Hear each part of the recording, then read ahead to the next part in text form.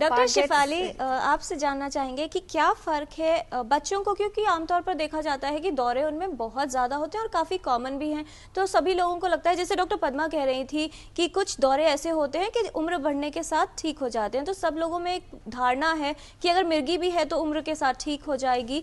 क्या फ़र्क होता है बच्चों में अगर दौरे पड़ते हैं और बड़ों में पड़ते हैं? एक तो जो नवजात शिशु में दौरे पड़ते हैं वो एक डिफरेंट ग्रुप है, जो उसके अंदर वो फर्स्ट 1 मंथ ऑफ लाइफ, पहले फर्स्ट मंथ में जब होते हैं दौरे, वो डिफरेंट टाइप के होते हैं। उसमें जनरली बच्चों के जो generalised tonic clonic professor Padma ने बताया पूरा स्प्रेड होता है बॉडी में, वो नहीं देखे जाते, क्योंकि आप अभी जैसे डॉक्टर शरद बता रहे थे कि एक साइड से अबनॉर्मल फायरिंग शुरू हुई, वो सराउंडिंग एरिया में गई और पूरे ब्रेन में फैली। वो छोटे बच्चे का ब्रेन पूरा डेवलप नहीं है कि वो पूरे स्प्रेड नहीं हो पाता है, तो उसके जो मैनिफेस्टेशंस है, जिस तरीके से दौरा उभर के आता है, वो थोड़ा सा डिफरेंट हो सकता है। उनमें हल्के से झटके किसी particular part of the body में आ सकते हैं, या उसकी लिप स्मैकिंग हो सकती है, जैसे चूइंग मूवमेंट्स होती है, स्वॉलिंग मूवमेंट्स होती है, मुंह का हिलना, वो सब थोड़ा सा डिफरेंट आ सकता है न्यूबॉर्न पीरियड में।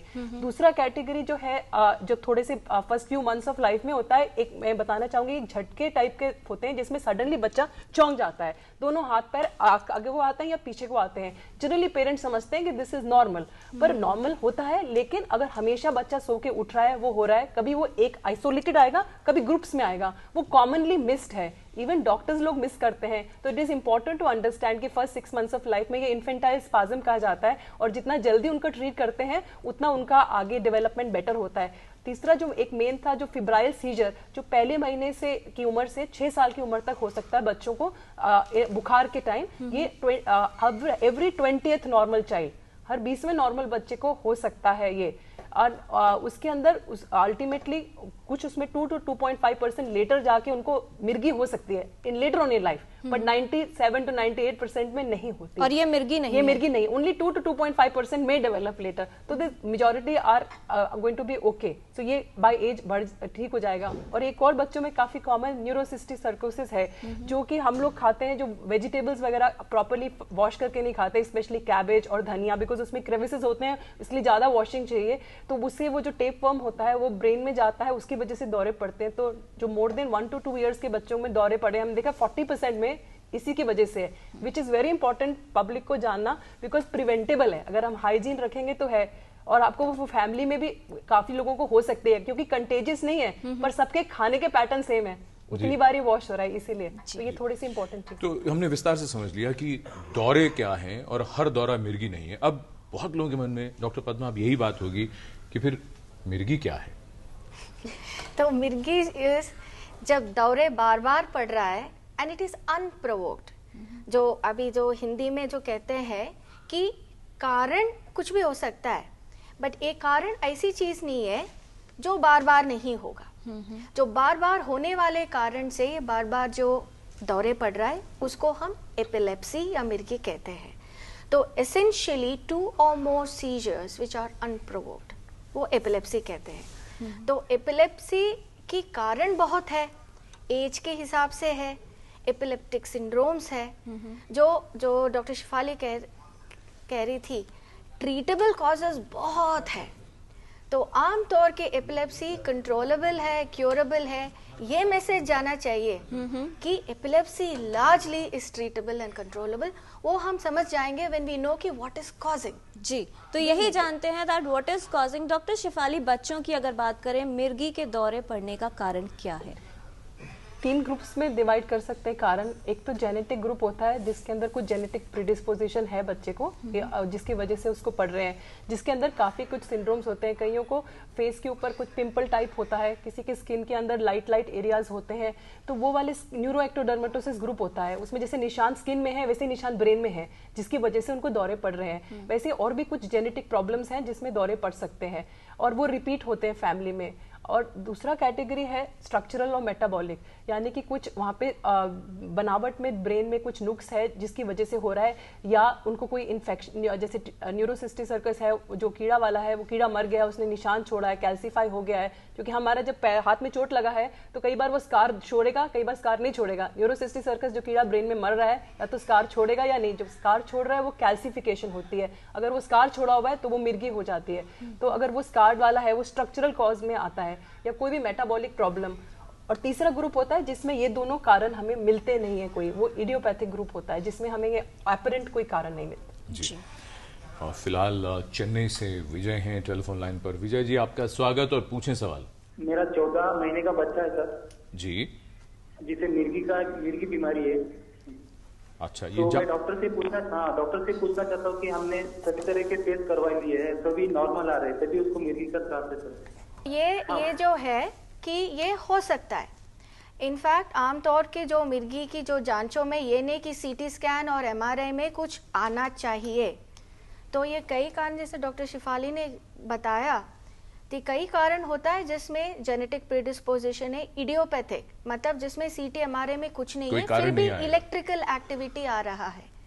तो इसमें अच्छी बात है कि दवाइयों से कंट्रोल अच्छा होगा, पर हो सकता है कि लंबा तौर तक ये जो इलाज वगैरह चलने पड़े।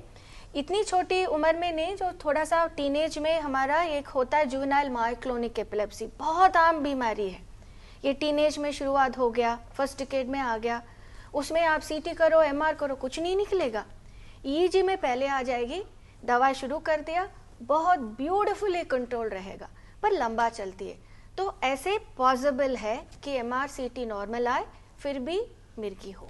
डॉक्टर शरद चंद्रा, ये बच्चों में क्या कारण होते हैं वो तो हमने समझा, बच्चों के कारण बड़ों के कारणों से कितने अलग होते हैं, जरा इस पर भी बात करें। और क्या बचपन में जिसको मिर्गी नहीं हुई तो क्या बाद में मिर्गी के दौरे पड़ सकते हैं, जरा ये भी बताइए। जैसे अगर आप सर्जिकल कॉजेज देखें, बच्चों में एक कंडीशन है जिसको हम बोलते हैं कॉर्टिकल डिस्प्लेशिया। जैसे डॉक्टर शेफाली बोल रहे थे, ये ब्रेन में एक छोटा सा जगह है जहाँ बनावट नहीं बनती है, तो ये एक सीजर फोकस बन जाती है जहाँ से दौरे निकल सकते हैं और बाकी ब्रेन में फैल सकते हैं। तो बच्चों में इस कॉमनेस्ट कॉज ऑफ सीजर्स यही होता है, एपिलेप्सी यही होती है।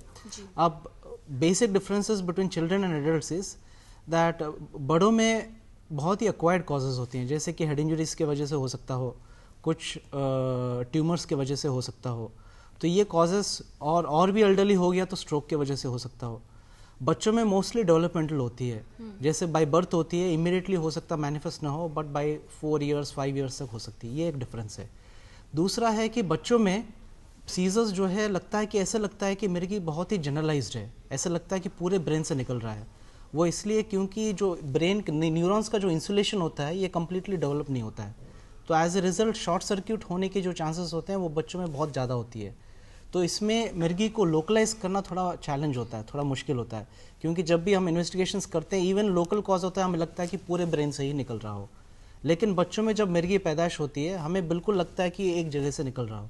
तो उसके हिसाब से सिम्टम्स भी अगर बच्चों में देखेंगे तो ऐसा लगता है कि जनरलाइज्ड एपिलेप्सी है, लेकिन अगर इसको हम अच्छी तरह इन्वेस्टिगेट करेंगे तो हमें देखेंगे तो ये एक ही जगह से निकल रहा है।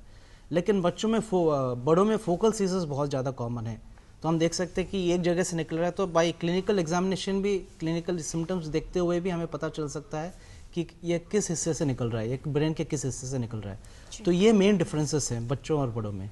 जी डॉक्टर पद्मा, आपसे अब हम ये समझने की कोशिश करें, जब ये बात आ गई कि बड़ों में क्या कारण है, जो जैसा डॉक्टर शरद चंद्रा ने भी बताया, बहुत से लोग ये कैसे घर पर जब भी किसी व्यक्ति को दौरा पड़े तो एकदम क्या करें, क्योंकि किसी को ये पता ही नहीं है इसका कारण मिर्गी है क्या करना चाहिए उस वक्त। जैसे बड़ा दौरा जो हमने बताया था, जनरलाइज टोनिक क्लोनिक कन्वल्शन, जिसमें गिर गया, ऐंठन हो गया, कंपन हो रहा है, झाग आ रहा है, उनको एक तरफ लिटा दे ताकि वो बेहोश है, वो उल्टा जैसे सोए तो जो जीभ नीचे जा सकते हैं और सांस में रुकावट हो सकता है, तो उनको एक तरफ लिटा दे, इस तरफ लिटा दे ताकि वो जो कंपन हो रहा है ज़बरदस्त, वो किसी से टकरा के इंजरीज ना हो, तो आसपास में साफ कर दे और वो उनको ऐसे राहत दे, 1-2 मिनट में वो ख़त्म हो जाएगा। ये नहीं कि उस समय वो जीभ जैसे दांत बिछ गए तो उसको बड़ी ज़ोर से खोल रहे या चम्मच डाल रहे, उसमें इंजरी हो जाएगी, वो नहीं करना। उस समय कुछ नहीं पिलाना जब बेहोशी में हालात में है। और ये जो बाकी जो वहम है कि वो जो शू को सुंघाओ, जूता सुखाना, obviously all that is nonsense. तो उसमें जो करना है कि एक तरफ लिटा दे, डोंट अटेम्प्ट को उनको माउथ को ओपन करो और कुछ मुंह में डाले, जबरदस्ती कुछ नहीं करना, जबरदस्ती ना करे, इंजरी ना हो, और एक तरफ लिटा दे ताकि वो जीभ अंदर ना जाए, सांस में प्रॉब्लम ना हो। हालांकि इफ वो जो 2-3 मिनट में वो खत्म नहीं हो रहा, वो यूजुअली जनरलाइज कन्वल्शन में 2 मिनट के बाद ये कंपन खत्म हो जाएगा और ये बेहोश रहेगा। जी।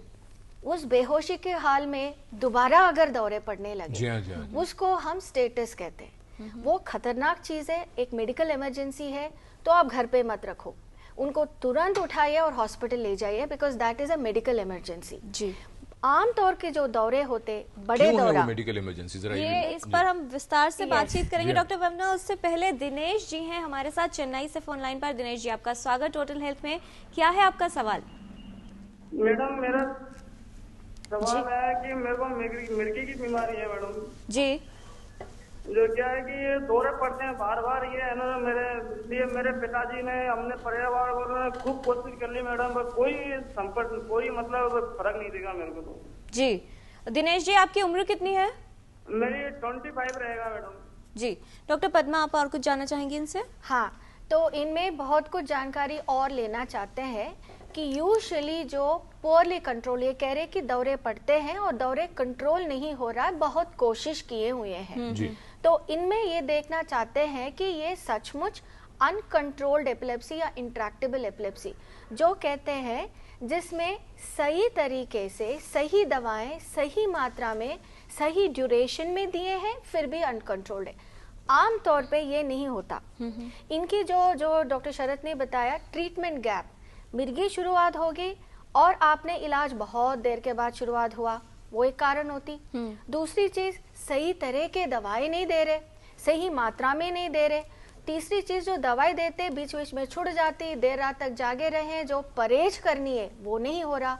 और जो बाकी चीजें होता है कि ये क्यों हो रही है, ब्रेन के अंदर कुछ चीजें हैं जैसे कॉर्टिकल डिस्प्लेशिया डॉक्टर शरद ने बताया, मीजल टेम्पोरल स्क्लेरोसिस है, कुछ और कारण है जिसके वजह से बार बार इलेक्ट्रिकल डिस्चार्जेस आ रहे, जिनको सर्जरी के द्वारा उसको निकालना पड़ता है दवा के अलावा। तो ये कई कारण होते हैं, तो ये जानकारी लेना पहला है कि क्या कब आपने शुरू किया, सही दवाई ले रहे, उसको छोड़ तो नहीं दे रहे, मात्रा कैसे ले रहे, एंड कारण क्या है। जी।